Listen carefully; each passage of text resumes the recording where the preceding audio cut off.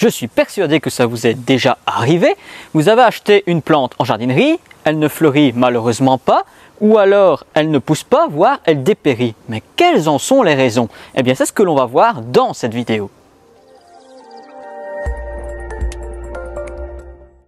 Bonjour et ravi de vous retrouver dans cette vidéo pour vous parler donc des plantes qui s'expriment. Vous avez très bien entendu, les plantes parfois nous font passer des messages et on ne les comprend pas toujours. Eh bien, je vais vous expliquer un des messages très importants, et ça, c'est pas très difficile à savoir, c'est que les plantes ont des besoins. Prenons l'exemple sur cette sauge.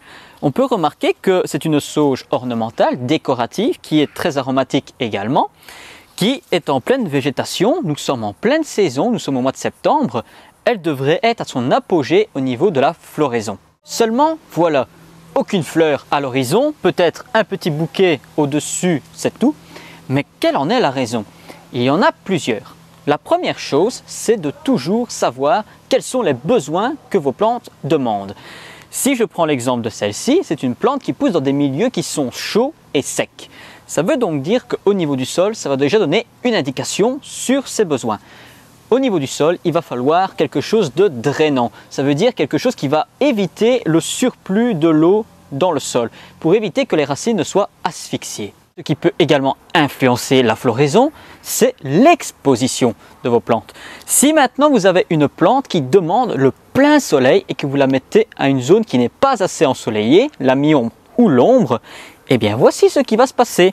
Vous allez avoir du feuillage, voire même une plante qui va s'effiler et filer pour justement aller chercher la lumière dont elles ont besoin, et vous allez avoir une floraison moindre. Toutes les plantes n'ont pas les mêmes besoins. Et quand vous achetez une plante en jardinerie, il y a toujours des étiquettes qui vous permettent d'avoir des indications sur ses besoins. Aussi bien exposition, sol, fertilité du sol et hauteur par exemple. Il faut toujours vérifier sur l'étiquette ses besoins.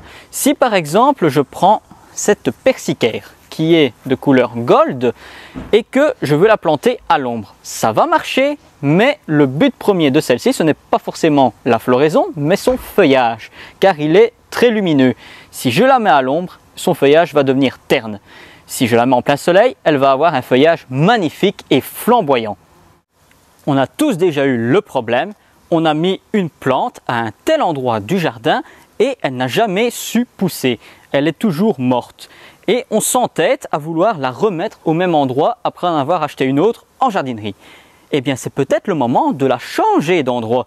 Si une plante ne pousse pas à un tel endroit, c'est qu'il y a une raison. Mauvaise exposition, pas assez de nourriture ou trop de nourriture, le sol ne lui convient peut-être pas. Et donc, ça va être le moment de changer d'endroit.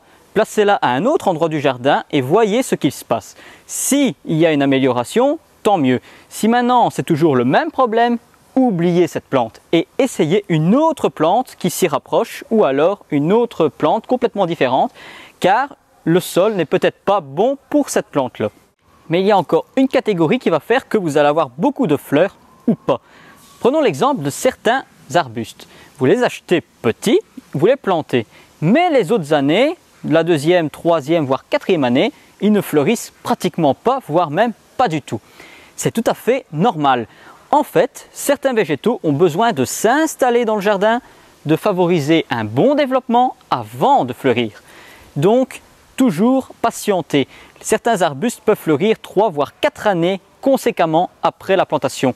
Et c'est notamment le cas des glycines. Si vous achetez une glycine en jardinerie et qu'elle est petite avec une fleur, si elle n'est pas greffée, vous pouvez attendre jusqu'à 10 ans avant d'avoir la première floraison conséquente. Parce que ce sont des plantes qui ont besoin de s'installer avant de fleurir abondamment. J'entends beaucoup de gens qui disent qu'ils n'ont pas la main verte parce qu'ils n'arrivent pas à tenir une plante. Mais c'est tout simplement parce qu'ils n'ont pas pris le temps de savoir qu'est-ce que la plante avait réellement besoin. Ils ont dit, ah ben tiens, cette plante me plaît, je vais la mettre à tel endroit et elle va se débrouiller. Mais ça ne marche pas comme ça. Ça peut très bien marcher si vous avez de la chance, mais si la plante n'est vraiment pas bien mise à cet endroit, vous allez avoir que des problèmes. Donc, je ne veux plus entendre quelqu'un dire ça, mais prenez le temps qu'il faut pour savoir ses besoins.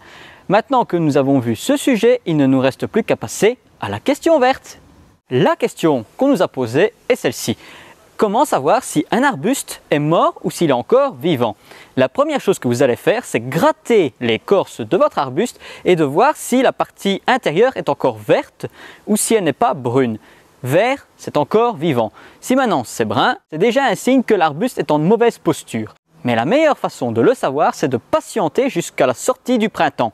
À cette période, tous les végétaux sont en effervescence, il va falloir développer les nouveaux végétaux pour favoriser la photosynthèse. Et c'est à ce moment-là que l'arbuste, s'il a encore des parties vivantes, il va repercer. Si maintenant vous ne voyez rien apparaître, là ça veut dire que votre arbuste est complètement mort, il va falloir le déplanter et le remplacer par autre chose. Voilà, j'espère que ça répond bien à la question. N'hésitez pas si vous avez des questions à nous les poser. Et on se retrouvera très bientôt. N'hésitez pas à partager, à vous abonner et n'oubliez surtout pas, le jardinage n'est pas une corvée, mais un retour aux sources.